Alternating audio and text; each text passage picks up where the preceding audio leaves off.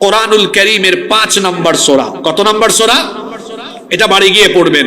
কোরআনে কারীমের 5 নম্বর সূরা সূরাতুল মাইদা এর 21 থেকে 26 নম্বর আয়াত শোনাই। আর এখান থেকে আমি আপনাকে যা বোঝাতে চাইবো সেটা হচ্ছে, আল্লাহ তাআলা সক্ষমতা নাই এইরকম দুর্বল ঈমানদারদেরকে সাহায্য করে শক্তিশালী বাহিনীকে পরাজিত করে দিয়ে জেরুজালেম, আল কুদস, মসজিদ আকসা, ফিলিস্তিনের এই পুরো অঞ্চল আল্লাহ মুমিনদের ভাগ্যে লিখে দিয়েছেন। সুবহানাল্লাহ। ঘটনাটা হচ্ছে মুসা নবীর সময়ের। কোন নবীর সময়ের? জোরে বলেন, কোন নবীর সময়ের?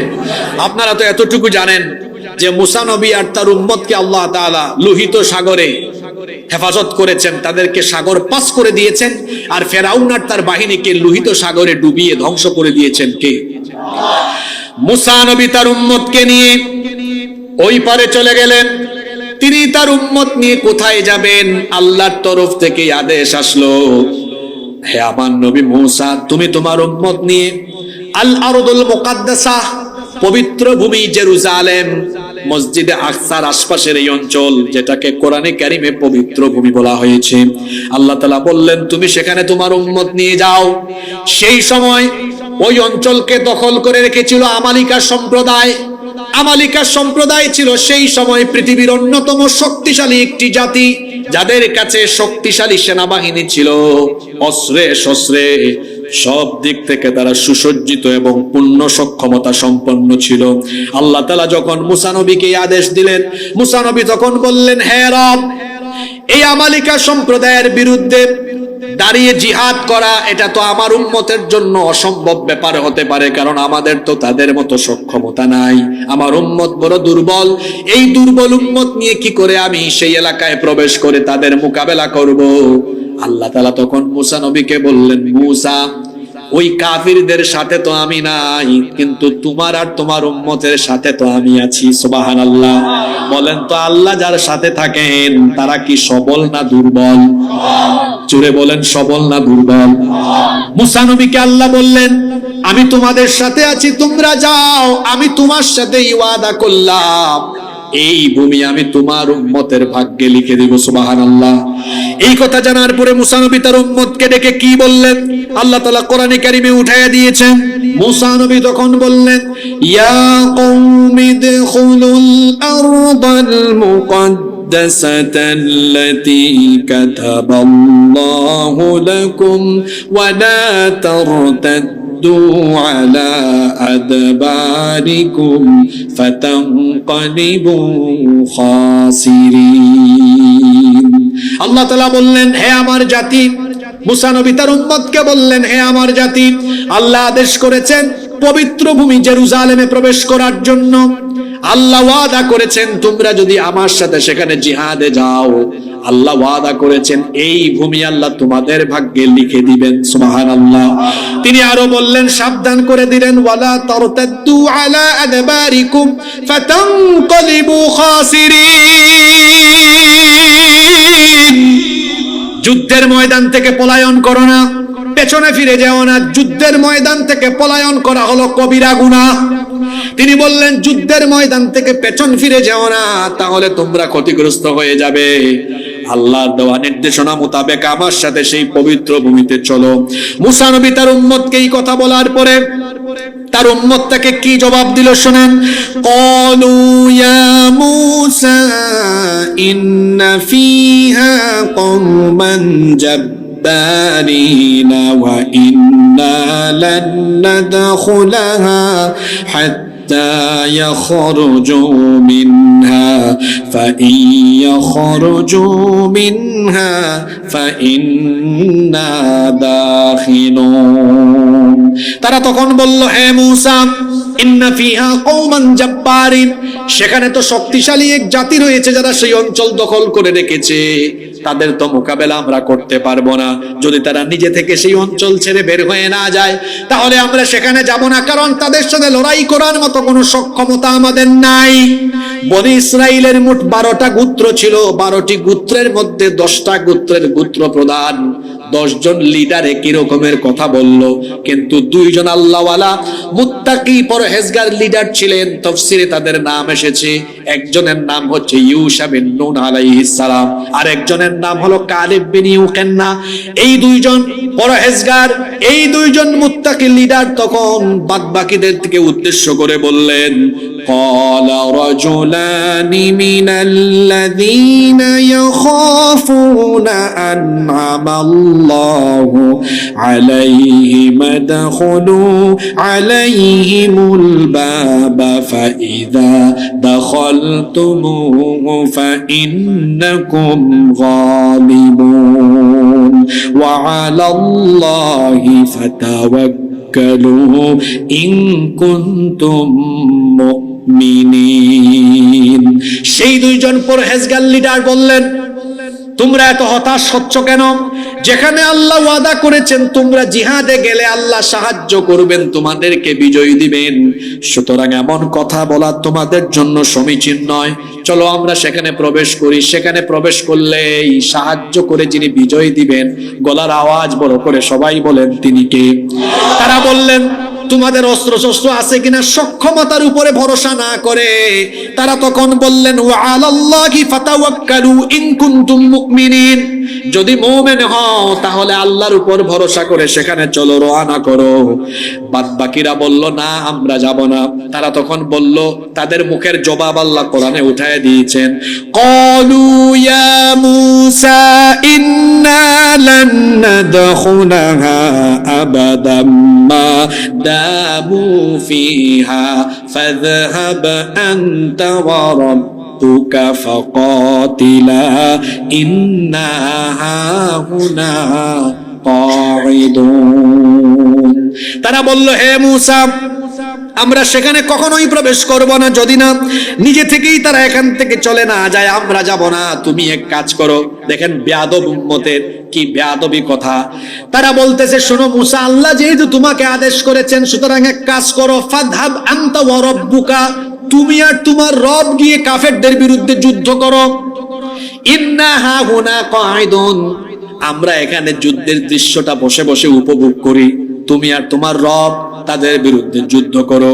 যখন এরা এই জবাব দিল, মূসা নবী তখন বললেন, ক্বালা রাব্বি ইন্নী লা আমলিকু ইল্লা নাফসি ওয়া আখি ফাফরক বাইনানা ওয়া বাইনাল কওমিল ফাসিকিন। মূসা নবী তখন বললেন, হে রব, আমি আর আমার ভাই ছাড়া অন্য কারো উপরে তো আমার আধিপত্য নাই, সুতরাং তারা যে কথা বলল আমাদের আর অবাধ্য কওমের মধ্যে তুমি সম্পর্ক ছেদ করে দাও। আল্লাহ তাআলা তখন মূসা নবীকে বললেন, ক্বালা ফাইন্নাহা মুহাররামাতুন আলাইহিম 40 সানাতান ইয়াতিহুনা ফিল আরদি ফালা তা'সা আলাল কওমিল ফাসিকিন। ঘুমে ধরছে নাকি? ঘুমে ধরছে? মনোযোগ আছে? এই তো আর 10-12 মিনিট আমাকে সময় দিতে পারবেন না? খেয়াল করে শুনেন, মূসা নবীর উম্মতের উপরে জিহাদের হুকুম দিয়েছেন কে? আরো জোরে বলেন, জিহাদের হুকুম দিয়েছেন কে? জিহাদ এই কথাটা শুনলে আবার অনেকে সন্দেহ করে, অনেকের আবার আচ্ছা, জিহাদের কথা শুনলে অনেকে ভয় পায়, মনে করে জিহাদ আর সন্ত্রাস এক জিনিস। জিহাদ আর সন্ত্রাস এক জিনিস নয়। সন্ত্রাস হলো হারাম আর জিহাদ হলো ফরজ। জিহাদ এসেছে সন্ত্রাসবাদকে কবর দেওয়ার জন্য। মূসা নবীর উম্মতকে আল্লাহ আদেশ করেছেন ওই অঞ্চল দেখেন। আচ্ছা, আল্লাহ তাআলা কি চাইলে ওই অঞ্চল নিজে থেকে উদ্ধার করে মূসা নবীর উম্মতকে দিতে পারতেন না? জোরে বলেন, পারতেন কিনা? যেমন আমাদের অনেককে বলতে শোনা যায়, হুজুর মসজিদে আকসা ইসলামের 3য় বৃহত্তম জায়গা, আল্লাহ কি তার ঘরের হেফাজত করতে পারেন না? আমাদের আর কি দরকার? নাউজুবিল্লাহি মিন যালিক। আবার যুক্তিও দেয়, কথায় যুক্তি আছে, কয় আল্লাহ যদি আব্রাহার বাহিনী থেকে কাবা শরীফকে হেফাজত করতে পারেন, সেই আল্লাহ তো এই শক্তি আছে যে তিনি মসজিদে আকসাকে হেফাজত করতে পারবেন। হ্যাঁ পারবেন, কিন্তু আপনাকে প্রেক্ষাপট বুঝতে হবে। আচ্ছা আপনারা বলেন তো, আব্রাহা যখন কাবা ঘর ধ্বংস করার জন্য এসেছিল তখন কি পৃথিবীতে একজন মুসলমানও ছিল? কথা বুঝেন নাই? ছিল? তাওহীদবাদী, আল্লাহ রাসূলের উপর ঈমান আনয়নকারী এরকম কেউ ছিল? কিছু হানিফ তখন ছিল, হানিফ একনিষ্ঠ, হাতে গোনা কয়েকজন ছিল। আর কাবা শরীফের দায়িত্ব তখন ছিল আব্দুল মুত্তালিবের কাছে। তিনি তখন বলেছিলেন যে আল্লাহর ঘর ধ্বংস করার জন্য এসেছে, আমরা তো এখানে আল্লাহর ঘরকে হেফাজত করার জন্য আমরা যারা আছি আমাদের সাথে সেই শক্তিও নাই, অস্ত্রশস্ত্রও নাই, বিরাট বাহিনী, আল্লাহ হেফাজত করবেন। তো সেই সময় তো এরকম কোটি কোটি মুসলমান ছিল না। আব্রাহা এসেছে আল্লাহর ঘর ধ্বংস করতে, আল্লাহ আবাবিল পাঠাইয়া ধ্বংস করে দিয়েছেন এদেরকে। আর আরেকটা বিষয় বুঝতে হবে, কাবা শরীফ আর মসজিদে আকসা দুইটার মর্যাদাগত পার্থক্য আছে না নাই? শুধু মর্যাদাগত পার্থক্য নয়, আরো পরিস্থিতিগত ভিন্নতাও আছে। এখন আপনারা বলেন তো, পৃথিবীতে 200 কোটি মুসলমান আছে না নাই? তো মুসলমানদের জন্য সবচেয়ে পবিত্র জায়গা হলো কি? মসজিদ। আবার মসজিদের মধ্যে 3টা মসজিদের মর্যাদা মুসলমানদের কাছে সবচাইতে বেশি। 1 নম্বর মসজিদে হারাম, 2 নম্বর মসজিদে নববী, 3 নম্বর হলো মসজিদে আকসা। এখন 200 কোটি মুসলমান বেঁচে থাকতে এই মসজিদগুলোর নিরাপত্তার জন্য, এই মসজিদগুলোর স্বার্থে, মসজিদগুলোর পক্ষে কিংবা সেই ভূমির স্বার্থে তাদেরকে লড়াই করা মুসলমানদের দায়িত্ব আর কর্তব্য নয় কি? জোরে বলেন, তাদের কি দায়িত্ব নয়? এখন আপনার দায়িত্ব তো আপনাকে পালন করতে হবে। আপনার দায়িত্ব হলো আল্লাহর উপর ভরসা করে যাওয়া, এরপরে আপনাকে সাহায্য করবেন কে? আপনি তো যেতেও পারেননি। ভালো করে শুনেন, জিহাদের হুকুম আসার পরে এটা অমান্য করলে বেয়াদবির পরিণতি কি হয়। মুসা নবী বলেন, আল্লাহ এদেরকে তো আমি বুঝাইলাম, এরা যায় না, এখন তোমার কাম তুমি করো। আল্লাহ তখন বললেন, আমি তো ওয়াদা করেছিলাম এই ভূমিতে গেলেই আমি সাহায্য করে বিজয় দিব, কিন্তু তারা যেহেতু গেল না, এই বেয়াদবির ফলাফল হবে খুব খারাপ। আল্লাহ মুসা নবীকে বললেন, যেই ভূমি তোমার উম্মতকে লিখে দিতে চেয়েছিলাম এই ভূমিতে যেতেই পারবে না। 40 বছরের জন্য আমি তাদেরকে যে জায়গায় তারা আছে এই তিহ ময়দানে আমি বন্দিত্ব দশা দিলাম। এমন এক উন্মুক্ত কারাগার, চারপাশে কোনো শিকল নাই, দেয়াল নাই, কিছুই নাই, কিন্তু আল্লাহ তাআলা উদ্ভাস্তুর মতো এদেরকে এখানে বন্দী করে দিলেন। তারা মুসা নবীকে বলল, মুসা তুমি আর তোমার রব যুদ্ধ করো, আমরা আমাদের বাড়ি যাই। এদের বাড়ি কোথায়? মিশরে। বাড়ি কোথায়? বলে আমরা আমাদের বাড়ি যাই। সকালবেলা প্রতিদিন রওনা করে বাড়ির উদ্দেশ্যে। কি মুসিবতে তারা পড়ল, সন্ধ্যাবেলায় সূর্য ডুবার সময় দেখে সকালবেলা যেখান থেকে রওনা করেছে সন্ধ্যাবেলা আবার ওইখানে এসে হাজির হয়েছে। মানে কাহিনীটা হলো এমন, এই তালতলা থেকে ভোরবেলা সূর্য ওঠার পরে রওনা করেছে, হাঁটতে হাঁটতে সন্ধ্যাবেলা আবার দেখে ঘুরে ফিরে তালতলা এসেছে। এইরকম মুসিবত তাদের উপরে আসলো আল্লাহর তরফ থেকে। কত বছরের জন্য? জুড়ে বলতে হবে, কত বছরের জন্য? এই কাহিনী শুধু শুনে গেলে হবে না, শিক্ষা নিতে হবে। জিহাদের হুকুম আল্লাহর তরফ থেকে আসার পরে জিহাদের পরিস্থিতিতে তারা যারা জিহাদ থেকে হাত গুটিয়ে বসে থাকে তাদেরকে কিন্তু আল্লাহর গজবে পড়তে হবে। আল্লাহর গজবে পড়তে হবে। অসভ্য দখলদার ইহুদিরা আমাদের মজলুম ফিলিস্তিনিদের সাথে যে আচরণ করছে, অদূর ভবিষ্যতে অবশ্যই তারা আল্লাহর গজবে নিপতিত হবে। তবে ইহুদিরা গজবে পড়ার পাশাপাশি পৃথিবীর 200 কোটি মুসলমানদের মধ্যে যারা ফিলিস্তিনিদের প্রতি জুলুম দেখেও নীরব দর্শকের ভূমিকা পালন করেছে, অসভ্য ইহুদিদের সাথে এই মুনাফিক মার্কা মুসলমানদের উপরে আল্লাহর গজব পড়বে। যেভাবে গজব পড়েছিল এই লোকদের উপরে, এদেরকে তিহ ময়দানে 40 বছরের বন্দিত্ব দশা দিয়েছেন কে? কাহিনী কিন্তু শেষ না, আপনাদের মনোযোগ আছে তো? 40 বছরের গজব চলছে। এর মধ্যে যারা বয়স্ক মানুষ ছিল এরা মারা গেছে, পরবর্তী প্রজন্ম আসছে। এই সময়টাতে আবার মুসা নবীরও ওফাত হয়েছে। এবার বনি ইসরাইলের দায়িত্ব দেওয়া হয়েছে ইউশা বিন নুন আলাইহিস সালামকে। পরবর্তী জেনারেশনের এরা এসে ইউশা বিন নুন আলাইহিস সালামের কাছে বলতেছে, দেখেন আমাদের বাপ-দাদারা ভুল করছে, আমরা এই ভুলের উপরে আর থাকতে চাই না, আমরা তওবা করতে চাই। আর আল্লাহ যে হুকুম করেছিলেন জিহাদ করার জন্য, লড়াই করার জন্য ওই জেরুজালেমে, ওই পবিত্র ভূমিতে আমরা যাব, আল্লাহর কথা মতো আমরা আল্লাহর হুকুম মতো সেখানে যাব। এবার ইউশা বিন নুন আলাইহিস সালাম আল্লাহর কাছে ফরিয়াদ করলেন, আল্লাহ এদেরকে মাফ করলেন। আল্লাহ বললেন, মাফ করছি ঠিক আছে, কিন্তু ওই ভূমির বিজয় আমি নিজে এনে তোমাদেরকে দিব না, তোমাদেরকে যেতেই, জোরে বলেন, যেতেই, আপনার কাম তো আপনাকে করতে হবে। আল্লাহ বললেন যাও। এবার ইউশা বিন নুন আলাইহিস সালামের নেতৃত্বে ঈমানদাররা গেলেন জেরুজালেমের উদ্দেশ্যে। ওই মসজিদে আকসার আশপাশের এই অঞ্চল, পবিত্র ভূমিকে কাফির বেঈমান মুশরিক আমালিকা সম্প্রদায়ের থেকে উদ্ধার করবার জন্য। আমেরিকা সম্প্রদায় পরিপূর্ণ সক্ষমতা, বিরাট শক্তিশালী সেনাবাহিনী, অস্ত্র শস্ত্র সবকিছু নিয়ে প্রস্তুত, ইমানদারদেরকে কচুকাটা করবে। আর ইমানদারেরা এই মনোবল নিয়ে সেই ময়দানে গিয়েছে যে তাদের সাথে অস্ত্র শস্ত্র খুব বেশি নাই, কিন্তু তাদের সাথে যিনি আছেন আকাশ বাতাস ভারী করে, সবাই বলেন তো তিনি কে? তারা এবার গেলেন। কাহিনী শুনতেছেন তো আপনারা? তুমুল লড়াই চলছে। লড়াই করতে করতে করতে করতে জুমার দিন আসরের সময়, কোন দিন কোন সময়? আসরের সময় হয়ে গিয়েছে। হাদিসটি বুখারী শরীফে এবং মুসলিম শরীফে এসেছে। এক যুগে এই হাদিসটি বিখ্যাত হাদিসের দুই কিতাবে এসেছে।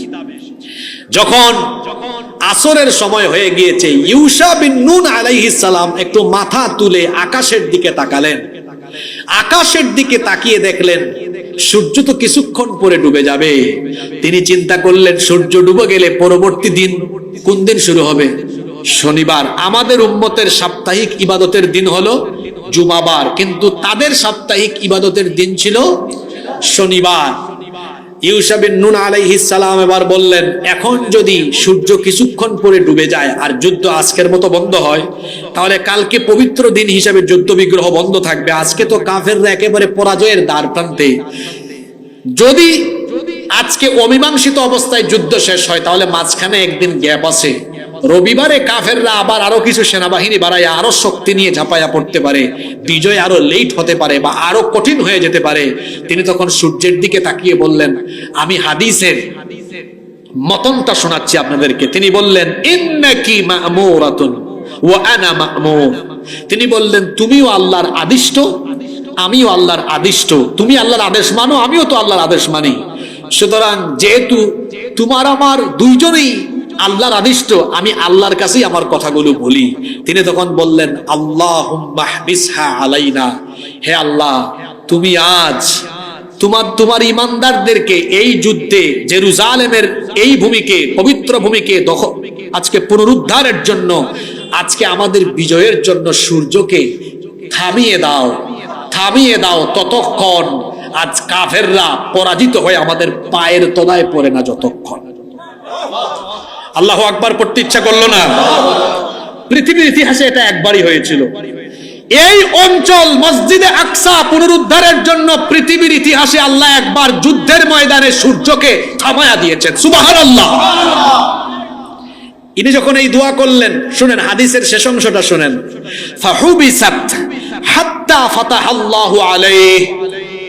আল্লাহ তখন সূর্যকে বললেন, অর্থাৎ সূর্যকে থামিয়ে দেওয়া হলো ততক্ষণ, আল্লাহর তরফ থেকে সাহায্য এসে বিজয় হয় না যতক্ষণ। আল্লাহ সূর্যকে বললেন, হে সূর্য, তুমি আজকে স্থির থাকো, থেমে থাকো ততক্ষণ আজকে এই যুদ্ধে ইমানদারেরা বিজয়ীর বেশে কালেমার পতাকা এখানে উড়াবে না যতক্ষণ। সুবহানাল্লাহ পড়তে ইচ্ছে করলো না? বীর চট্টলার মুসলমানেরা, জেরুজালেমের এই পবিত্র ভূমি, আল্লাহর কোরআন থেকে আজকে বলে গেলাম, সক্ষমতা দিয়ে আল্লাহ আমাদেরকে বিজয় দেন নাই। যখন আমরা ঈমান নিয়ে ওখানে গিয়েছি, আল্লাহ আসমান থেকে ফেরেশতা পাঠায়া, এমনকি আসমানের সূর্যকে থামায়া দিয়া আল্লাহ সাহায্য করে কাফেরদেরকে পরাজিত করে বিজয় দিয়েছেন। আল্লাহু আকবার। হে মুসলমান জাগরে বার, নেই কো সময় ঘুমিয়ে থাকা, দিকে দিকে মুমিনেরা কাঁদছে, রক্তের বন্যায় ভাসছে, দিকে দিকে মুমিনেরা কাঁদছে, রক্তের বন্যায় ভাসছে, তবুও কি ভাঙবে না নিদ্রা তোমার? হে মুসলমান জাগরে বার, নেই কো সময় ঘুমিয়ে থাকা। ফিলিস্তিনের ওই নিষ্পাপ শিশুদের কান্না কি তুমি শুনছ না? অসহায় মায়েদের করুণার তোনাদ তোমার কানে সে কি পৌঁছে না? তোমার কানে সে কি পৌঁছে না? ফিলিস্তিনের ওই নিষ্পাপ শিশুদের কান্না কি তুমি শুনছ না? অসহায় মায়েদের করুণার তোনাদ তোমার কানে সে কি পৌঁছে না? তোমার কানে সে কি পৌঁছে না?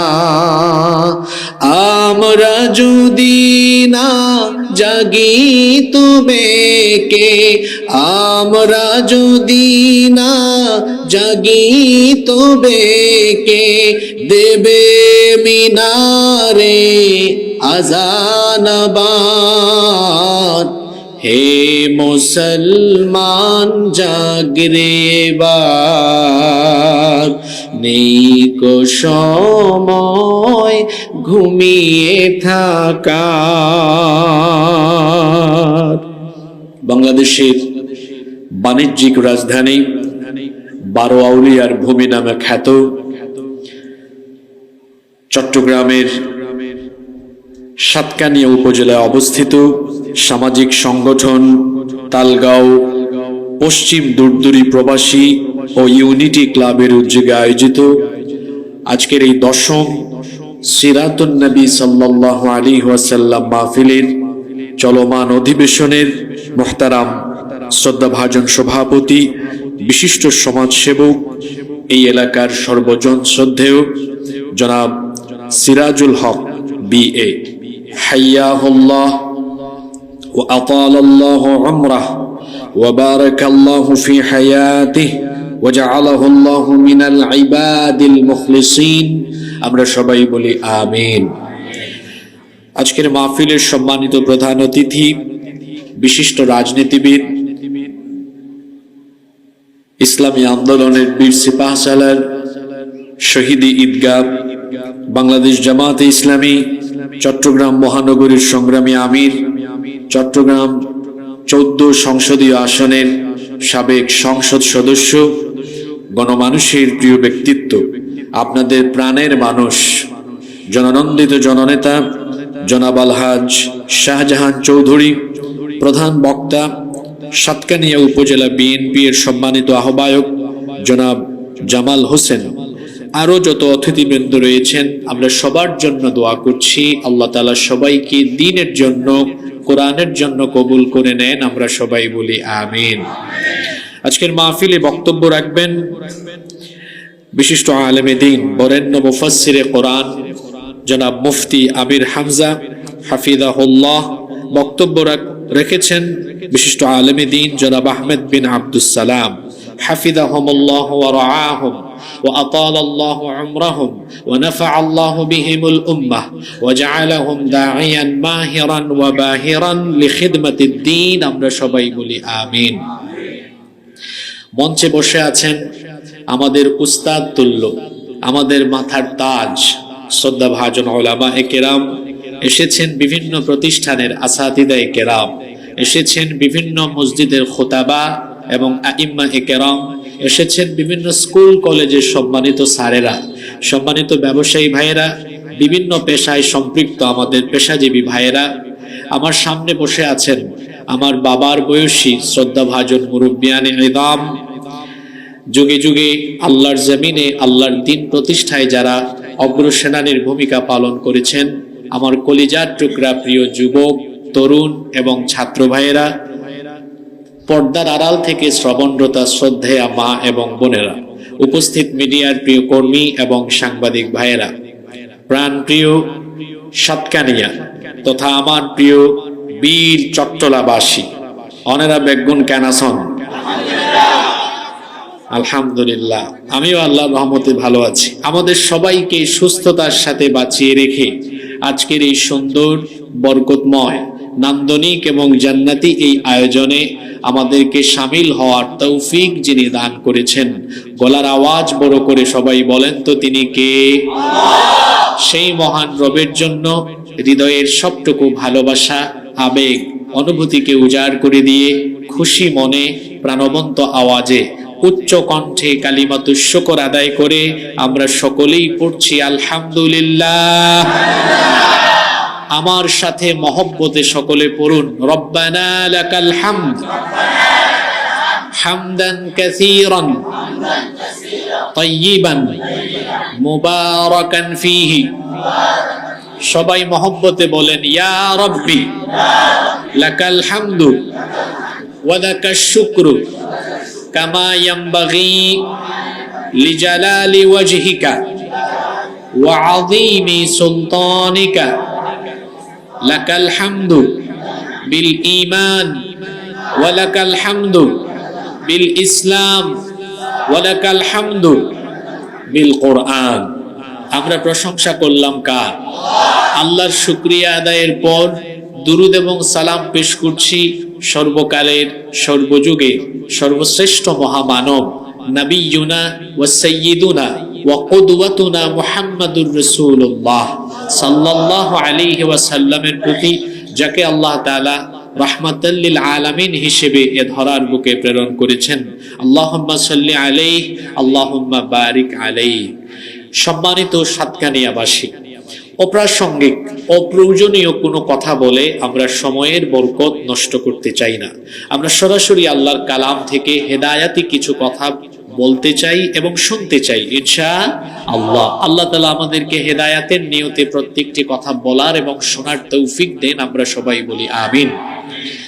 প্রিয় সাতকানিয়াবাসী, এমন একটি মুহূর্তে আমরা এখানে বসেছি যখন প্যালেস্টাইনে আমাদের ভাই বোনেরা বাস্তুচ্যুত হয়ে দিক বিদিক তারা ছোটাছুটি করছেন, তারা জানেন না কোথায় যাবেন।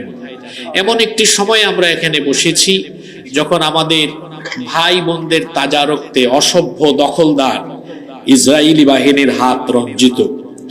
ইসরায়েলি এই অসভ্য ইহুদিরা গাজ্জা এবং রাফায় দফায় দফায় গণহত্যা চালিয়ে তারা যে কি সাংঘাতিক ধরনের নরপিশাচ এবং বর্বর, তা পৃথিবীর বুকে আবারও তারা নিজেদের আসল রূপ দেখিয়ে দিয়েছে।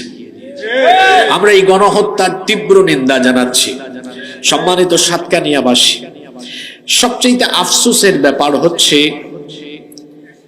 রাফা এবং গাজায় চলমান এই সহিংসতা দেখার পরেও গোটা পৃথিবীর মুসলিম অধ্যুষিত রাষ্ট্রগুলোর রাষ্ট্রপ্রধানদের নীরবতা আমাদের হৃদয়কে অত্যন্ত ব্যথিত করেছে।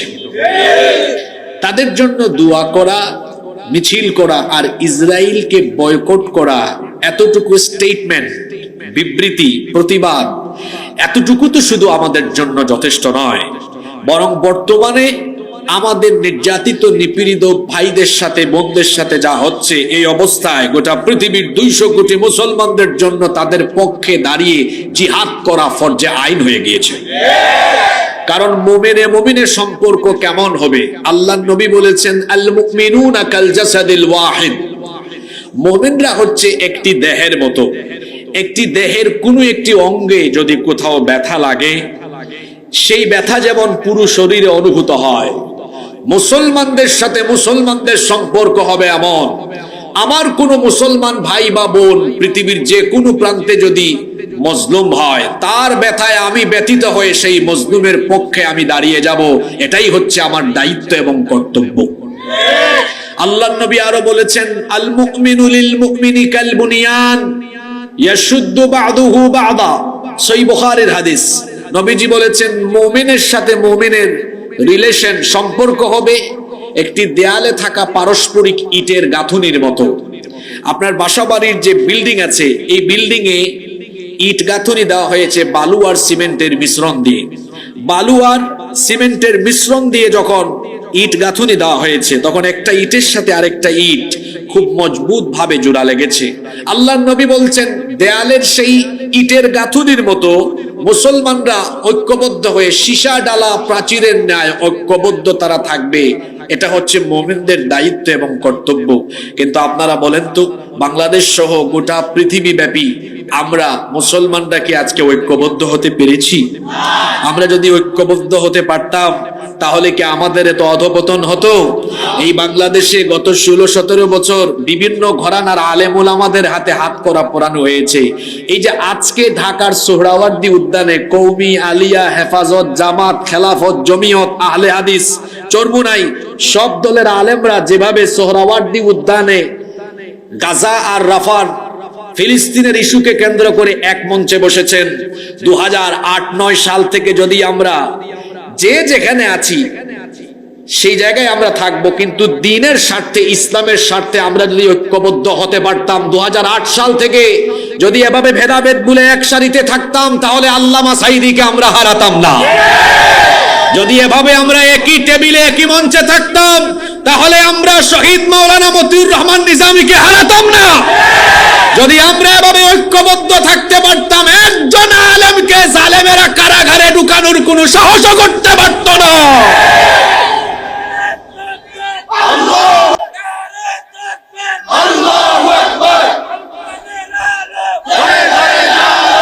ও বাজি, অনেক একজন আমার একটু কথা বলার সুযোগ দিতে হবে, সময় বড় কম, স্লোগান একটু কমাই দিয়ে পারবেন না ইনশাআল্লাহ?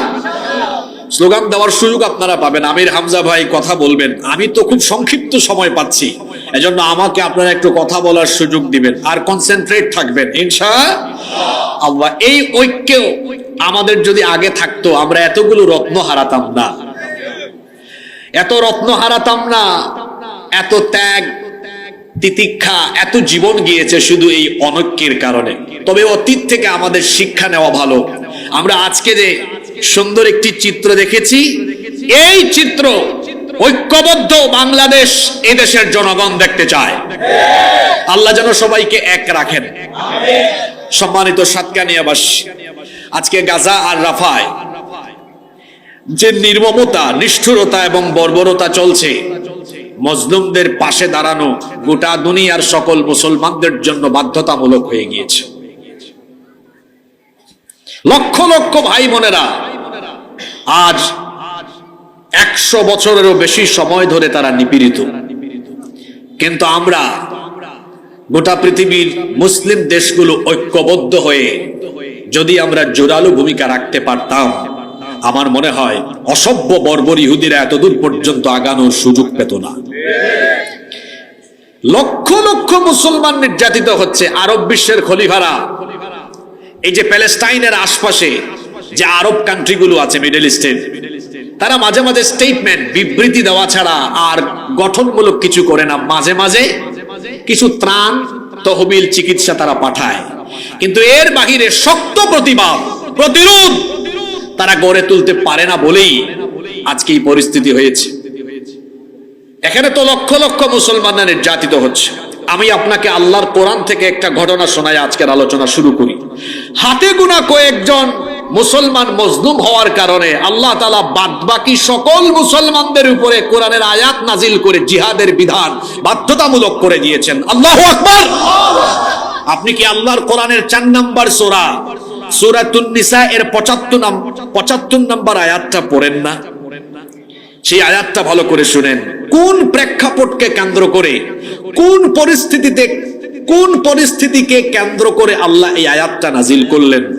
আমরা সকলেই জানি নবী করিম সাল্লাল্লাহু আলাইহি ওয়াসাল্লাম হিজরত করে মক্কা থেকে গিয়েছেন কোথায়? সবাই বলেন কোথায়? রাসূলের সাহাবীরাও মক্কা থেকে হিজরত করে গিয়েছেন কোথায়?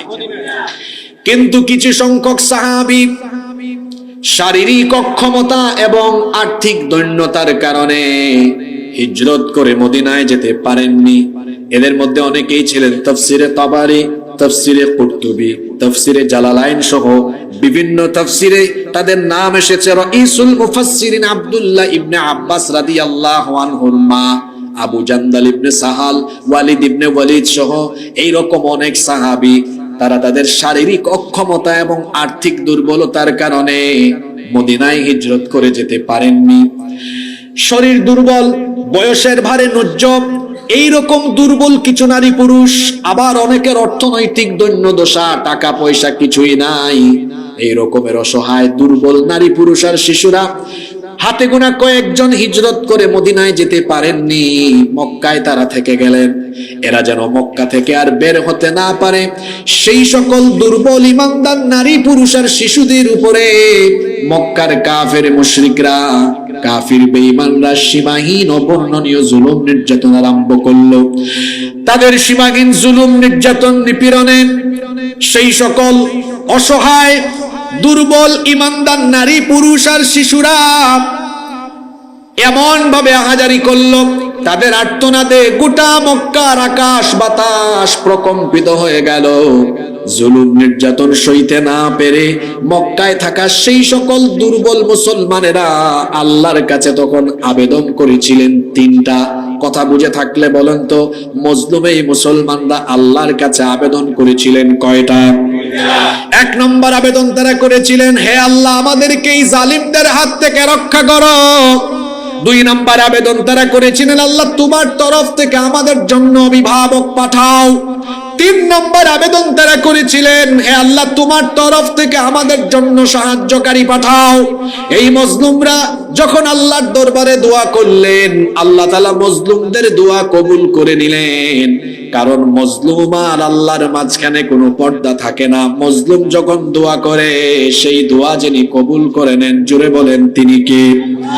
এই জন্য আল্লাহর হাবিব বলেছেন, ইত্তাকু দাওয়াতাল মাজলুম, মজলুমের বদদুয়া থেকে নিজেকে বাঁচাও।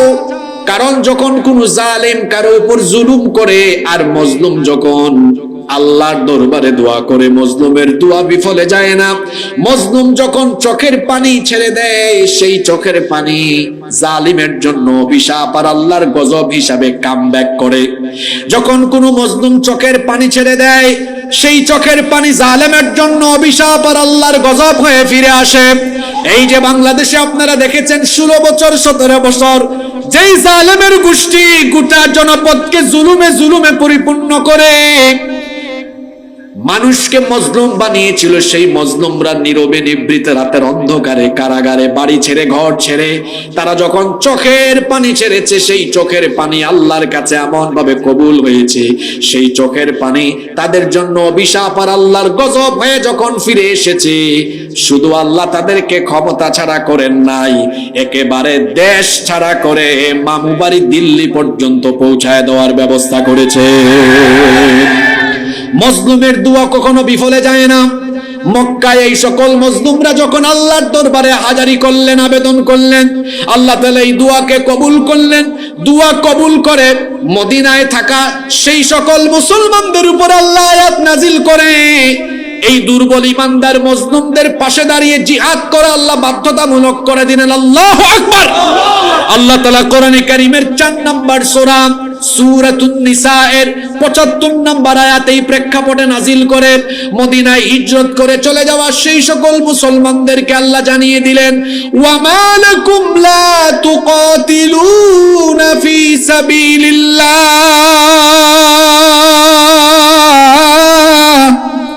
তোমাদের কি হলো? কেন তোমরা আল্লাহর পথে লড়াই করছো না? ওয়াল মুস্তাদআফিনা মিনার রিজালি ওয়ান নিসাই ওয়াল উইলদান, সেই সকল দুর্বল পুরুষ নারী এবং শিশুদের জন্য, আল্লাযীনা ইয়াকুলুনা, যারা নির্যাতিত হয়ে বলছে, রব্বানা আখরিজনা মিন হাযিহিল ক্বরিয়াতিয যালিমি আহলুহা, হে রব আমাদেরকে এই জালিম অধ্যুষিত অঞ্চল থেকে বের করে দাও, ওয়াজআল লানা মিন লাদুনকা ওয়ালিয়া, আর তোমার তরফ থেকে আমাদের জন্য অভিভাবক পাঠাও, ওয়াজআল লানা মিন লাদুনকা নাসীরা, আর তোমার তরফ থেকে আমাদের জন্য সাহায্যকারী পাঠাও। মজলুমরা যখন আল্লাহর দরবারে এই দোয়াগুলো করলো, আল্লাহ প্রত্যেকটা দোয়া কবুল করে মদিনায় হিজরত করে চলে যাওয়া মুসলমানদেরকে বললেন ওয়ামা লাকুম লা তুকাতিলুনা ফি সাবিলিল্লাহ, মক্কা থেকে তোমরা যে হিজরত করে মদিনায় চলে আসলে, কিন্তু তোমাদেরই কিছু ভাই বোন মক্কায় নির্যাতিত হচ্ছে, সেই মজলুমদের পক্ষে কেন তোমরা জিহাদ করো না? কেন তোমরা আল্লাহর পথে লড়াই করে সেই মজলুমদেরকে সাহায্য করছো না? আমার প্রিয় চট্টলাবাসী, মনোযোগ দিয়ে শোনেন, যদি মক্কায় থাকা কয়েকজন মুসলমান মজলুম হওয়ার কারণে আল্লাহ যদি কোরআনের আয়াত নাজিল করে, বাদবাকি মুসলমানদের জন্য তাদের পক্ষে লড়াই করা বাধ্যতামূলক করে দেন, এই যুগে তো কোরআন নাজিলের কোনো সিস্টেমই নাই। যদি কোরআন নাজিলের প্রক্রিয়া থাকতো, তাহলে আমার তো মনে হয় এই যুগে আল্লাহ তাআলা মজলুম ফিলিস্তিনিদের পাশে দাঁড়ানোর জন্য 200 কোটি মুসলমানদের উপরে জিহাদকে এখন ফরজ বানিয়ে ছাড়তেন। কোরআন নাজিলের তো কোনো প্রক্রিয়া নেই, কারণ ওহীর অবতরণ তো বন্ধ হয়ে গিয়েছে। কিন্তু আল্লাহর কোরআনের শিক্ষা তো আমাদের সামনে আছে না নাই? জোরে বলেন, আছে না নাই? এই আয়াত আমাদেরকে কি শিখায়? এই আয়াত আমাদেরকে কি বার্তা দিল? মজলুম কিছু মুসলমানদের পক্ষে বাদবাকি মুসলমান দাঁড়িয়ে জিহাদ করার জন্য আল্লাহ যদি আয়াত নাজিল করেন, এই আয়াত তো আমাদেরকে এই বার্তা দিল, ফিলিস্তিনে লক্ষ লক্ষ ভাই বোনেরা যখন নির্যাতিত হচ্ছে, সেই অসভ্য দখলদার ইসরায়েলের ইহুদিদেরকে মোকাবেলা করবার জন্য পৃথিবীর 200 কোটি মুসলমানরা মুখে শুধু প্রতিবাদ নয়, সামরিক অভিযানের জন্য প্রস্তুত থাকতে হবে। এখন একটু আমাকে সময় দেন, একটু পরে আমি আপনাদেরকে সুযোগ দিব। এখন যাদের ইমানের ব্যাটারি একদম দুর্বল হয়ে গিয়েছে, আজকে আল্লাহর কোরআন আর রাসূলের হাদিস দিয়ে আপনার দুর্বল হয়ে যাওয়া এই ব্যাটারিকে চার্জ দিয়ে যান। এখন অনেকে প্রশ্ন করতে পারে, আধুনিক চিন্তা চেতনা আর বাস্তবতার নিরিখে যারা চলে, তারা চিন্তা করতে পারে, হুজুর আপনারা যে মাহফিলে এই যে গলাবাজি করেন, ইসরায়েলকে মোকাবেলা কি দিয়ে করবে? এদের পিছনে আমেরিকা তাদেরকে অত্যাধুনিক মিসাইল, অত্যাধুনিক যুদ্ধ বিমান, অত্যাধুনিক অস্ত্রশস্ত্র সরবরাহ করে, পেছন থেকে তারা সহযোগিতা করে।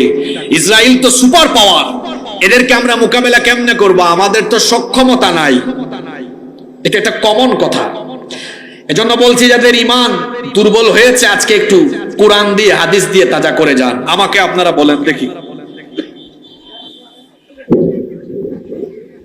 আমাকে আপনারা বলেন দেখি, পৃথিবীতে কোন যুগে কোন কালে মুসলমানরা কি কোন যুদ্ধে সক্ষমতা দিয়ে বিজয়ী হয়েছে, না আল্লাহর সাহায্যে বিজয়ী হয়েছে? জোরে বলতে হবে, কার সাহায্যে? আগে বাস্তবতা আপনার চোখে আঙ্গুল দিয়ে দেখাই, এরপরে কোরআন হাদিস থেকে কিছু উদ্ধৃতি পেশ করব। গত 8 মাস আগে বাংলাদেশে যে একটি বিপ্লব হলো, স্কুল কলেজের তরুণ ছেলেরা তারা যে নেমে গেল, এদেরকে হটানোর জন্য রাষ্ট্রযন্ত্র প্রশাসন কি না করলো বলেন? আপনারা জানেন, লাঠি পিটা নয়, একদম উপর থেকে হুকুম এসেছে, যারাই বের হবে গুলি করে বুক ঝাঁঝরা করে দিবে। কি বলেন? হুকুম দেয় নাই, সরাসরি গুলি করা হয়েছে। আমার ভাই শহীদ আবু সাইদ শহীদ হয়েছে, মীর মুগ্ধ শহীদ হয়েছে, এই চট্টগ্রামে ওয়াসিম শহীদ হয়েছে। হাজার হাজার ভাই বোনরা রক্ত দিয়েছে। পুলিশ, র্যাব, সেনাবাহিনী, বিজিবি গুলি করেছে। শুধু তাই নয়, আপনারা জানেন ইন্টারনেট বন্ধ করে কয়েকদিন হেলিকপ্টারে উপর থেকে গুলি ছোড়া হয়েছে। আপনারা আমাকে বলেন তো, যে ছেলেরা আন্দোলন করেছে, অস্ত্রশস্ত্রে সজ্জিত বাহিনীকে মোকাবেলা করবার মতো কোন সক্ষমতা কি এদের ছিল? কথা জোরে বলতে হবে, ছিল? এদের কাছে অস্ত্র ছিল না, কিন্তু এদের বুকে ছিল অসীম সাহস। এবং আমার মনে হয় যারা মুসলমান ছিল, তাদের প্রত্যেকের অন্তর ঈমান দিয়ে পরিপূর্ণ ছিল, তাওয়াক্কুল ছিল, যার কারণে ঈমান আর তাওয়াক্কুল নিয়ে দাঁড়িয়ে যাওয়ার ফলে এদের অন্তর থেকে আল্লাহ গুলির ভয় বের করে দিয়েছেন এবং এমন অসীম সাহস আল্লাহ তাদের বুকে ঢেলে দিয়েছেন। এরা যখন মজলুমের পক্ষে দাঁড়িয়েছে, আল্লাহ রাসূল তো বলেছেন মজলুমের পক্ষে আল্লাহ থাকেন, আল্লাহ তখন মজলুমদের পক্ষ নিয়ে এই অক্ষম থাকা মানুষগুলোকে এমন সক্ষমতা দিয়েছেন, তাদেরকে এমন তেজ ঢেলে দিয়েছেন, এই তেজ আর এই আল্লাহর সাহায্য চলে আসার কারণে অস্ত্রশস্ত্রে সজ্জিত বাহিনীরাও শেষ পর্যন্ত হটে গিয়ে জালিমদের পরিণতি তো এমন হয়েছে, এরা কয়েক মিনিটের মধ্যে দেশ ছেড়ে পালিয়ে যেতে বাধ্য হয়েছে। আপনার পাশে আফগানিস্তান, আপনার পাশে আফগানিস্তান, মোল্লা ওমরের দল তালেবান। এই তালেবান লড়াই করেছে আমেরিকান সৈন্যদের বিরুদ্ধে।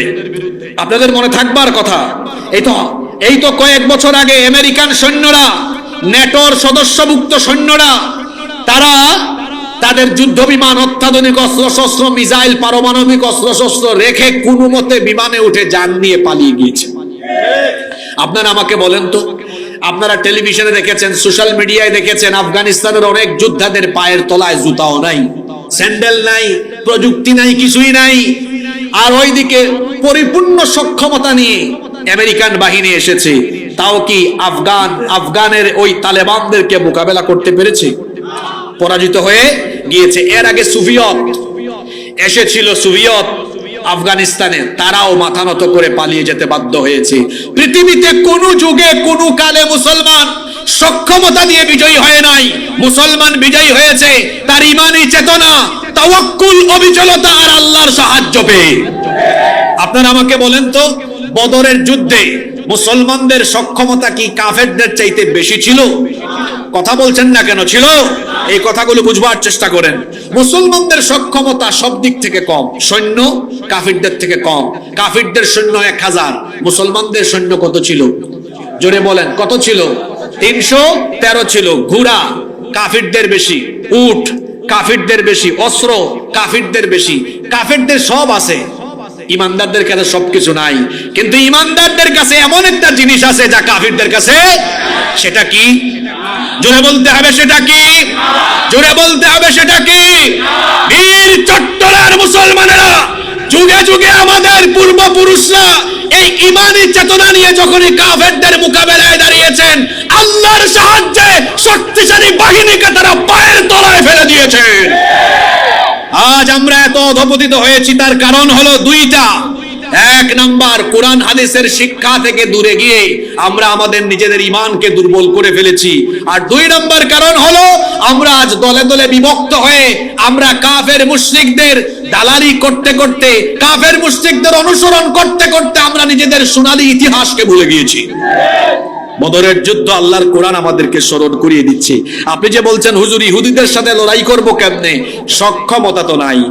আল্লাহর কোরআন আপনাকে আমাকে কি জানিয়ে দেয় শোনেন।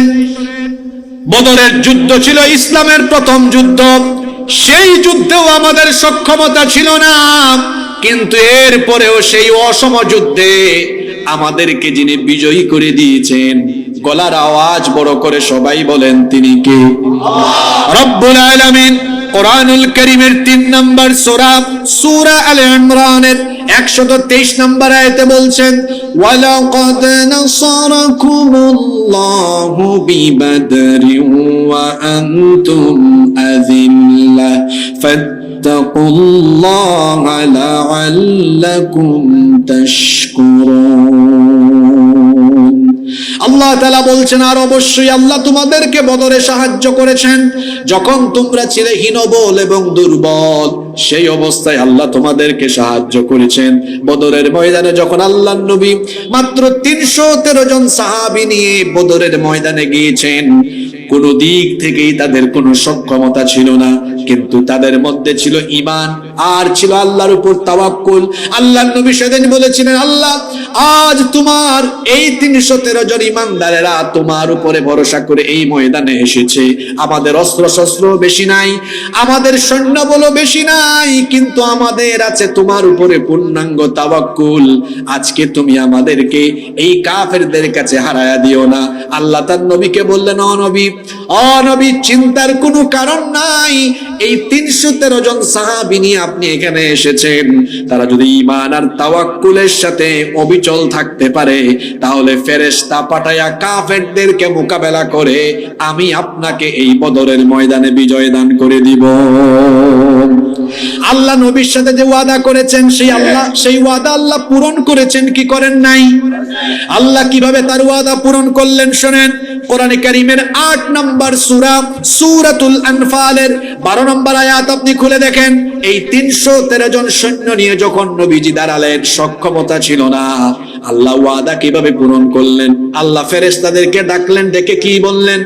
ইয ইউহা রাব্বুকা ইয ইউহি রাব্বুকা ইলাল মালাইকাতি আন্নী মাআকুম فثبتوا الذين آمنوا سألقي في قلوب الذين كفروا الرعب فاضربوا فوق الأعناق واضربوا منهم كل بنان। আল্লাহ তাআলা বলছেন, স্মরণ করো যখন তোমার রব ফেরেশতাদেরকে ডেকে বললেন, আন্নী মাআকুম ফাসাব্বিতুল্লাযীনা আমানু, ও ফেরেশতারা আমি তোমাদের সাথে আছি, বদরের ময়দানে যাও, গিয়ে আমার ঈমানদাররা যেন অবিচল থাকে সেই ব্যবস্থা করো।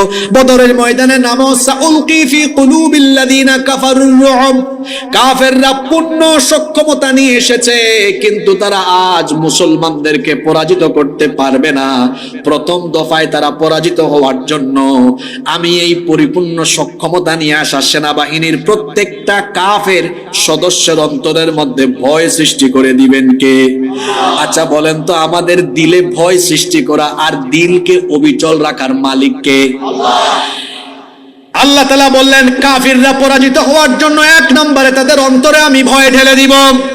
মুসলমানদের কাছে অস্ত্র নাই, কিন্তু আল্লাহু আকবার স্লোগান যখন দিয়েছে তখনই কাফেরদের অন্তরে ভয় সৃষ্টি করে দিয়েছেন কে? এখনো আপনারা পৃথিবীর বাস্তবতা দেখবেন ডানে বামে ক্ষমতা আছে, কিন্তু এরপরেও মুমিনরা যখন আল্লাহু আকবারের স্লোগান দেয়, কিছু লোক দেখবেন তখন সাথে সাথে নড়ে চড়ে উঠে ভয় পেয়ে যায়।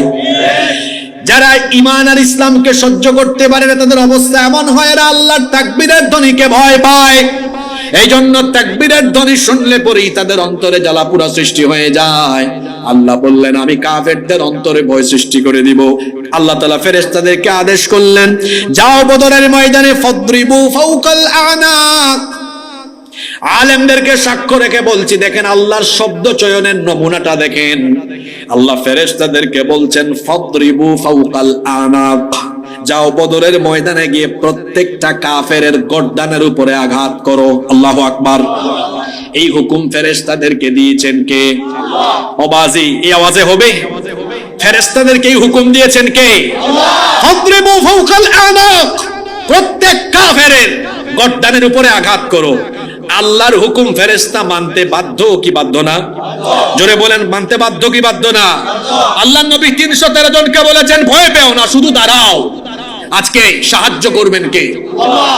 আবু জেহেলের ছেলে ইকরিমা বিন আবু জাহাল, সে বলছে, তখন সে ইসলাম কবুল করেনি, সে বলছে আমরা আমাদের 1000-এর ট্রেনিং প্রাপ্ত প্রশিক্ষিত বাহিনী নিয়ে পূর্ণ সক্ষমতায় যখন বদরের ময়দানে মুসলিম সেনাবাহিনীর উপর ঝাঁপিয়ে পড়লাম, আমরা লক্ষ্য করে দেখলাম মুসলিমরা আমাদের উপরে আক্রমণ করার আগে শুভ্র চেহারা বিশিষ্ট, সাদা সাদা কাপড় পরিহিত, শুভ্র চেহারা বিশিষ্ট কারা জানি ঝড়ের গতিতে, তুফানের গতিতে এসে আমাদের নেতৃবৃন্দের শরীর থেকে মাথাকে আলাদা করে দিয়েছে। আল্লাহু আকবার বলবেন না? এরা কারা? জোরে বলেন, এরা কারা? আরো জোরে বলেন, এরা কারা? বীর চট্টলাবাসী, আমাদের ইমানি দুর্বলতা আছে, আমরা যদি শুধু ঈমান নিয়ে দাঁড়াতে পারি, লড়াই আমাদেরকে করা লাগবে না, আল্লাহ ফেরেশতা পাঠিয়ে আমাদেরকে বিজয় দিবে। আমাদের অস্ত্র শস্ত্রের দরকার নাই, যেটা দরকার তার নাম কি? জোরে বলতে হবে, তার নাম কি? এই ঈমান কি আমাদের আছে? আছে। কেমন ঈমান আছে? আমরা ইসরায়েলের বিরুদ্ধে স্লোগান দেই, মিছিলেও যাই, কিন্তু মাঝখান দিয়া আসর মাগরিব কাজা হয়। এরকম হয় কি হয় না? এজন্য আমি আফসোস করে বলি, যদি অলৌকিক ভাবে আল্লাহর নবী আর সাহাবীদেরকে জিন্দা করা হতো, আর তারা যদি আমাদের আমল আখলাক দেখতেন, আফসোস করতেন আর বলতেন, রক্ত দিয়ে, জীবন দিয়ে, বদরে, ওহুদে, খায়বারে, খন্দকে এত রক্ত দিয়ে আমরা কি এই ধরনের মুসলমান বানিয়ে গিয়েছিলাম নাকি? আল্লাহর সাহায্য পাওয়ার জন্য ইমানে, আমলে, আখলাকে আগে পরিপূর্ণ হতে হয়, তারপরে সাহায্য করেন কে? আপনাকে একটা ঘটনা শোনাই, তাহলে আপনি বুঝবেন আল্লাহর সাহায্য এমনি এমনি আছে না। ওসমানীয় খেলাফতের সময়ে সুলতান মুহাম্মদ বিন মুরাদ আল ফাতিহ 21 বছরের একজন যুবক, তিনি কনস্টান্টিনোপল বিজয় করে ইসলামের পতাকা উড়িয়েছেন। সুবহানাল্লাহ পড়বেন না? আপনাদের মনোযোগ আছে? আল্লাহর নবী একদিন সাহাবীদের সামনে বললেন, লা তুফতাহান্নাল কুসতানতানিয়া ফালা নি'মাল আমিরু আমিরুহা ওয়া লা নি'মাল জাইশু জাইশুহা। আল্লাহর নবী বললেন, অবশ্যই কনস্টান্টিনোপল বিজয় হবে। কনস্টান্টিনোপলের ব্যাপারে ঐতিহাসিকরা বলেছেন, গোটা পৃথিবী যদি একটা দেশ হতো, তাহলে সৌন্দর্যের কারণে, আভিজাত্যের কারণে পৃথিবীর রাজধানী কনস্টান্টিনোপল হয়ে যেত। আল্লাহর নবী বলেছেন, সেই কনস্টান্টিনোপল নবীজির সময় এটা রোমানরা, খ্রিস্টানরা দখল করে রেখেছিল। নবীজি বলেছেন, এই কনস্টান্টিনোপল আমার উম্মত একদিন বিজয় করবে। সুবহানাল্লাহ কি বাড়িতে গিয়ে বলবেন? যারা বিজয় করবে এদের ব্যাপারে নবীজি বলেছেন, ফালা নি'মাল আমিরু আমিরুহা ওয়ালা নি'মাল জাইশু জাইশুহা। কতই না মঙ্গলময়, কতই না উত্তম হবে সেই কমান্ডার, সেই সেনাপতি আর তার বাহিনী। এই হাদিসটা সুলতান মুহাম্মদ বিন মুরাদ আল ফাতিহ, উসমানীয় খেলাফতের একজন অন্যতম শাসক ছিলেন, তিনি এটা শুনেছেন। তার বয়স 7 কি 8 বছর। এটা শোনার পরে তিনি স্বপ্ন দেখেছেন, এখানে তো বহু যুবক আর তরুণদেরকে আমি দেখতে পাচ্ছি। ও যুবক ভাইয়েরা, যুগ জামানা পাল্টে দিতে চাই না অনেকজন, একজনই আনতে পারে জাতির জাগরণ। আল্লাহ রসুলের ওফাতের পরে বহু সাহাবীরা বিভিন্ন সময়ে চেষ্টা করেছেন কনস্টান্টিনোপল বিজয়ের জন্য, কেউ পারেন নাই। রসুলের ওফাতের 800 বছর পরে কনস্টান্টিনোপল প্রথম বিজয় করেছেন সুলতান মুহাম্মদ বিন মুরাদ আল ফাতিহ। আল্লাহু আকবার বলেন। এই যুবকের বয়স কত? কথা বলেন না কেন? 21 বছর। জোরে বলেন, কত বছর? এত বড় কাজ এত অল্প বয়সে এমনি এমনি হয় নাই গো ভাই। শুনেন কেমনে হয়েছে। যখন কনস্টান্টিনোপল বিজয় হলো, তখন বিজয়ের পরে তাকে জিজ্ঞেস করা হলো, এত অল্প বয়সে আপনি এত মহান বিজয় অর্জন করেছেন, এর নেপথ্যে কারণ কি ছিল? তিনি বললেন, আমি 7-8 বছর বয়সে নবীজির এই হাদিসটা শুনেছিলাম, আর সেদিন আমি শপথ করেছিলাম, আল্লাহর নবী যেই সেনাপতির প্রশংসা করেছেন, আমি হব সেই সেনাপতি। আমার নেতৃত্বে কনস্টান্টিনোপলে আমি দিনের পতাকা উড়াবো, সেই স্বপ্ন দেখেছিলাম, আর সেই স্বপ্ন বাস্তবায়নের জন্য আমি কাজ করেছিলাম। আল্লাহু আকবার। এই স্বপ্ন বাস্তবায়নে আল্লাহ তাকে কেমনে সহযোগিতা করেছেন এবার শুনেন। এখন কনস্টান্টিনোপল বিজয় হয়েছে, সবাই পরামর্শ করলেন, আমরা আজকে এই বিজয় উদযাপন করব 2 রাকাত সালাত আদায় করে, শুকরগুজার, শুকরিয়া কার? এখন সিদ্ধান্ত হলো, আজকের সালাতে ইমামতি করবেন তিনি বালেগ হওয়ার পর থেকে আজ পর্যন্ত তাকবীরে উলার সাথে 5 ওয়াক্ত নামাজ জামাতে আদায় করেছেন যিনি। খেয়াল করেন, শুধু জামাত না, তাকবীরে জামাতে হবে, কিন্তু মা'আত তাকবীরাতুল উলা, একেবারে প্রথম তাকবীরের সাথে জামাত, বালেগ হওয়ার পর থেকে মিস হয় নাই, এরকম কেউ আজকে ইমামতি করবে, কিন্তু কেউ তো সামনে যায় না। অবশেষে বেশ কিছুক্ষণ পর এই 21 বছরই কমান্ডার সুলতান মুহাম্মদ বিন মুরাদ আল ফাতিহ, এই তরতাজা যুবক, এই কথা বলতে বলতে সামনে গেলেন, আমি আমার জীবনের এই আমলটি গোপন রাখতে চেয়েছিলাম, কিন্তু আজকে এই কারণে তো ফাঁস হয়ে যাচ্ছে, আমি না গেলে ইমামতিও হচ্ছে না, নামাজটা আদায় হচ্ছে না। তিনি তখন বলছেন, আমি বালেগ হওয়ার পর থেকে আজ পর্যন্ত তাকবীরে উলার সাথে জামাতে নামাজ আদায় করেছি, কোনোদিন তাকবীরে উলা আমার ছুটে যায় নাই। যুবক ভাইরা কই গেল? সুবহানাল্লাহ মুখ দিয়ে বাইর হয় না? কনস্টান্টিনোপল বিজয়ী এই 21 বছরই সুলতান মুহাম্মদ বিন মুরাদ আল ফাতিহ এত বড় বিজয় অর্জন এমনি এমনি করেন নাই। তিনি তার আমল দিয়ে আল্লাহর এত নৈকট্যশীল বান্দা হয়েছেন, যার কারণে আল্লাহ তাকে এত অল্প বয়সে এমন সাহায্য করে এই খ্যাতি দান করেছেন। সুবহানাল্লাহ। আজকে আপনারা বলেন তো, আমাদের ঈমান আখলাকে ঘাটতি আছে না নাই? সবচেয়ে বেশি মিথ্যা কথা বলে, কথা দুঃখজনক হলেও বলতে হবে, মুসলমানরা মানুষের মাল মাইরা খায়, মানুষের হক নষ্ট করে, ব্যবসা করলে ওজনে কম দেয়, জনপ্রতিনিধি হলে পরে জনগণের মাল মেরে খায়। এই মুসলমান দিয়ে কি আল কুদস, জেরুজালেম আর পবিত্র ভূমি বিজয় হবে। এই পবিত্র ভূমি বিজয়ের জন্য মুহাম্মদ বিন মুরাদ আল ফাতিহের মতো কয়েকশো যুবক থাকলে অসভ্য ইহুদিদেরকে মোকাবেলা করে জেরুজালেমকে দখল করা যাবে। এজন্য বলেছি মুসলমানরা কোয়ান্টিটি দিয়ে নয়, মুসলমানরা যুগে যুগে বিজয়ী হয়েছে তাদের ইমানি কোয়ালিটি আর আল্লাহর সাহায্য দিয়ে। কথা ঠিক না বেঠিক? এবার আমি আপনাদেরকে আল্লাহর কোরআন থেকে এই জেরুজালেম কেন্দ্রিক একটা ঘটনা শোনাই। আপনাদের কষ্ট হচ্ছে নাকি? আমি কি শেষ করে দিব? এই জেরুজালেম কেন্দ্রিক একটা ঘটনা কোরআন থেকে শোনাই। ওই যে আপনি বলেন হুজুর সক্ষমতা নাই, আরে বাস্তববাদীর ঘরের বাস্তববাদী কি বাস্তবিক জ্ঞান দেয়। কই হুজুর আপনারা যে বলেন একটু বাস্তবতায় আসেন, আমাদের কি মিসাইল আছে, পারমাণবিক অস্ত্রশস্ত্র আছে? তো এখন আপনি এই ঘটনা শুনেন তো, পৃথিবীর সেই সময়ের শক্তিশালী বাহিনীকে দুর্বল ইমানদাররা কিভাবে হারিয়ে দিয়েছে, আপনি কোরআন থেকে শুনেন। হ্যাঁ, আপনার কথাও ঠিক আছে, জ্ঞান বিজ্ঞান গবেষণায় প্রযুক্তিতে আমাদের এগিয়ে যাওয়া দরকার, অবশ্যই দরকার আছে, কিন্তু শুধু এটার দোহাই দিয়ে মজলুমদেরকে আরো মজলুম হতে দিবেন, আপনি পাশে দাঁড়াবেন না, এমনটা তো হতে পারে। আজকে সোহরাওয়ার্দী উদ্যানে যে গণজমায়েত হলো, আপনারা বলেন তো যদি 58টা মুসলমান দেশে এই রকমের গণজমায়েত বা মার্চ করা যায়, তাহলে পৃথিবীর যত কাফের মুশরিক ইসলাম বিরোধী আছে, বিশেষ করে অসভ্য ইহুদি আর তাদের পেছনে থাকা যুক্তরাষ্ট্র, তাদের টনক একটু হলেও নড়বে কি নড়বে না? যদি বলেন নড়বে কি নড়বে না? আজকে বাংলাদেশে যে প্রতিবাদ হয়েছে, এটা কি আরব দেশে কখনো হতে দেখেছেন আপনারা? জুড়ে বলেন, হতে দেখেছেন? অন্তত এতটুকু করতেও তো এতদূর পর্যন্ত ঘটনা গড়াতো না। আমি আপনাকে আল্লাহর কোরআন থেকে, কোরআনুল কারীমের 5 নম্বর সূরা, কত নম্বর সূরা? এটা বাড়ি গিয়ে পড়বেন। কোরআনে কারীমের 5 নম্বর সূরা সূরাতুল মাইদা এর 21 থেকে 26 নম্বর আয়াত শোনাই। আর এখান থেকে আমি আপনাকে যা বোঝাতে চাইবো সেটা হচ্ছে, আল্লাহ তাআলা সক্ষমতা নাই এই রকম দুর্বল ঈমানদারদেরকে সাহায্য করে শক্তিশালী বাহিনীকে পরাজিত করে দিয়ে জেরুজালেম, আল কুদস, মসজিদ আকসা, ফিলিস্তিনের এই পুরো অঞ্চল আল্লাহ মুমিনদের ভাগ্যে লিখে দিয়েছেন। সুবহানাল্লাহ। ঘটনাটা হচ্ছে মুসা নবীর সময়ের। কোন নবীর সময়ের? জোরে বলেন, কোন নবীর সময়ের?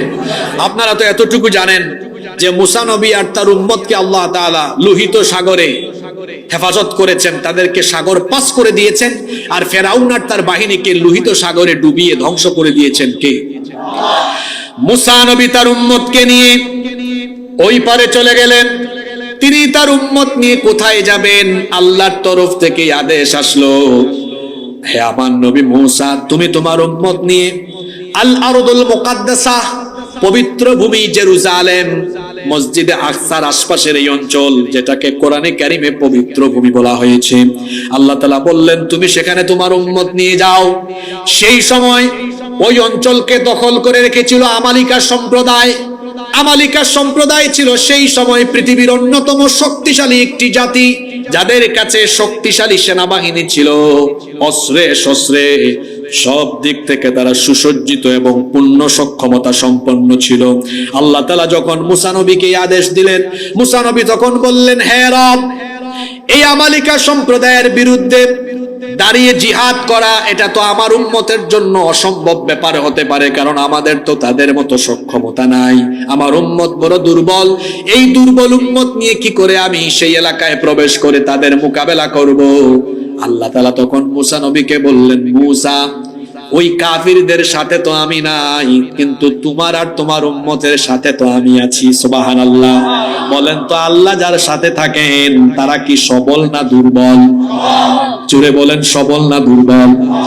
মুসা নবীকে আল্লাহ বললেন, আমি তোমাদের সাথে আছি, তোমরা যাও, আমি তোমার সাথে ওয়াদা করলাম এই ভূমি আমি তোমার উম্মতের ভাগ্যে লিখে দিব। সুবহানাল্লাহ।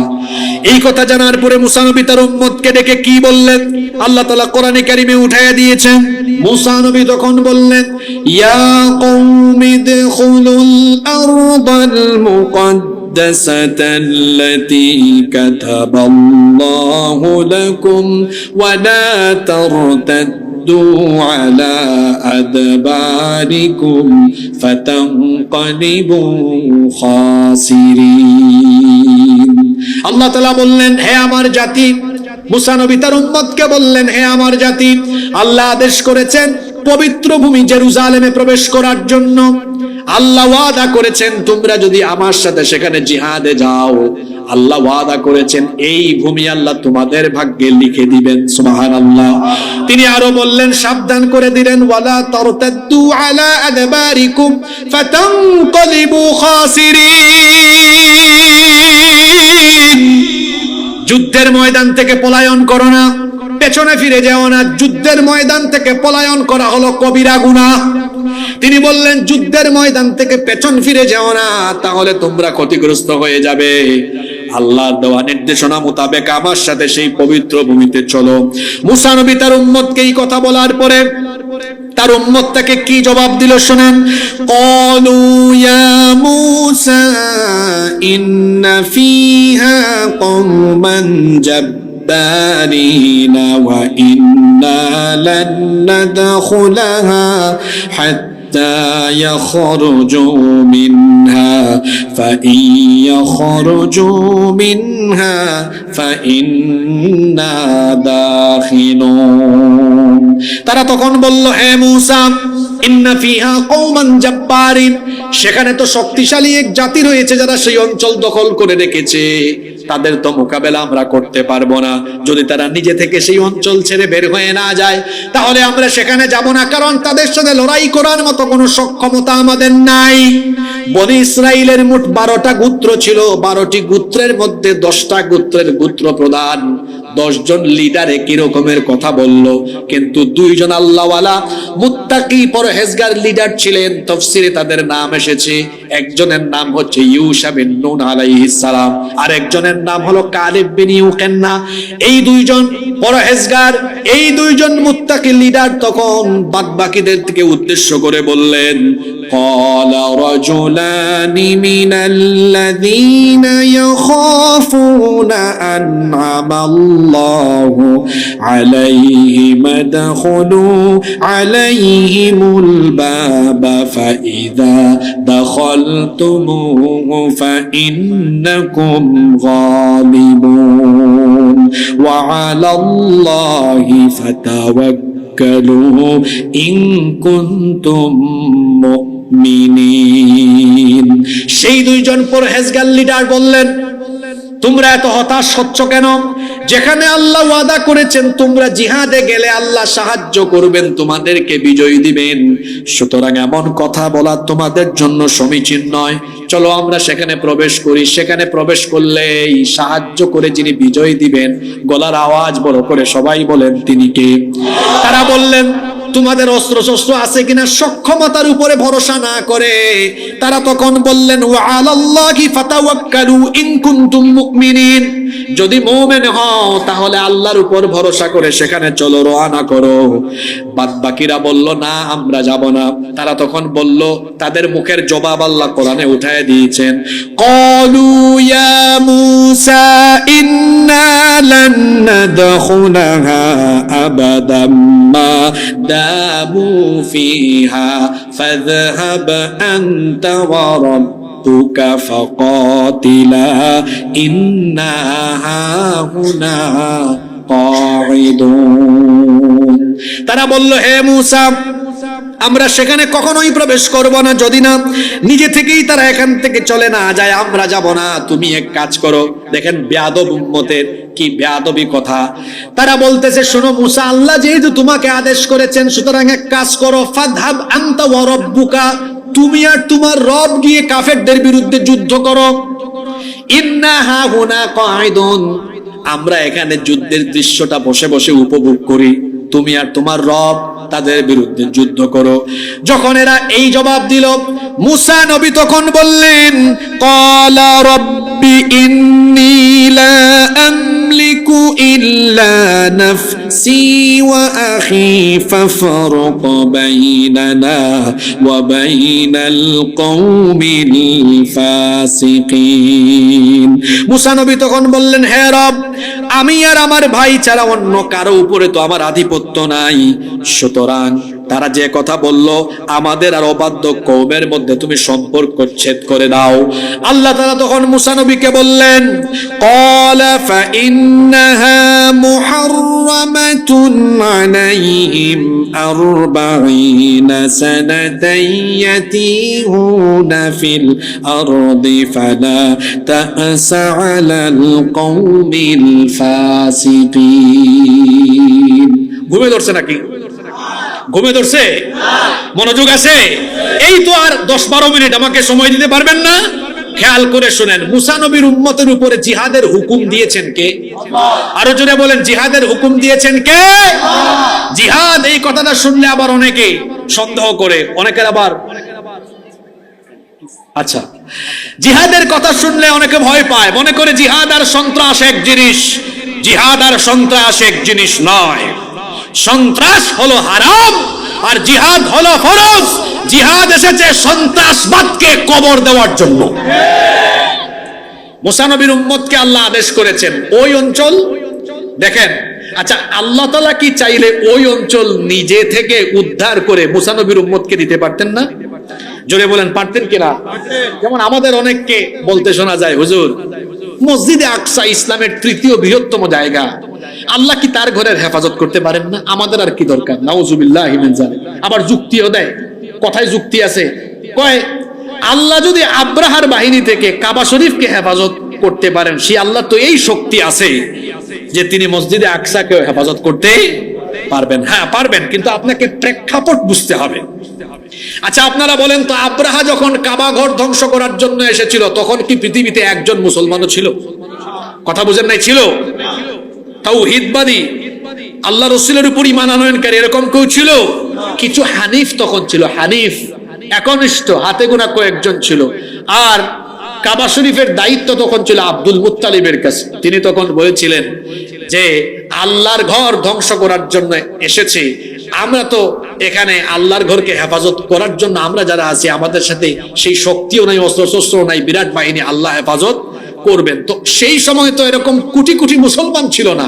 আব্রাহা এসেছে আল্লাহর ঘর ধ্বংস করতে, আল্লাহ আবাবিল পাঠায়া ধ্বংস করে দিয়েছেন এদেরকে।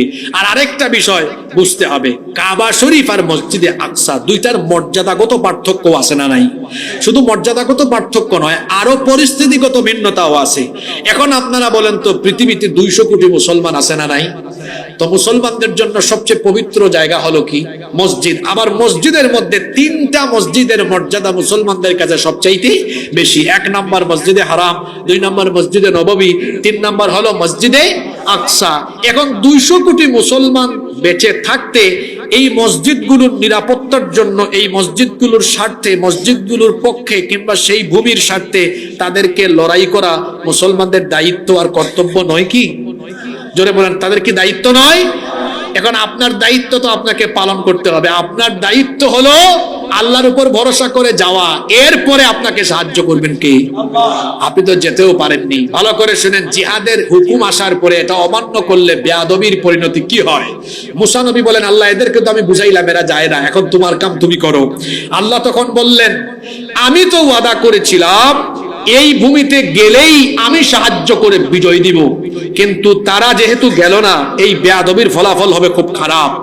আল্লাহ মুসা নবীকে বললেন, যেই ভূমি তোমার উম্মতকে লিখে দিতে চেয়েছিলাম এই ভূমিতে যেতেই পারবে না। 40 বছরের জন্য আমি তাদেরকে যে জায়গায় তারা আছে এই তিহ ময়দানে আমি বন্দিত্ব দশা দিলাম।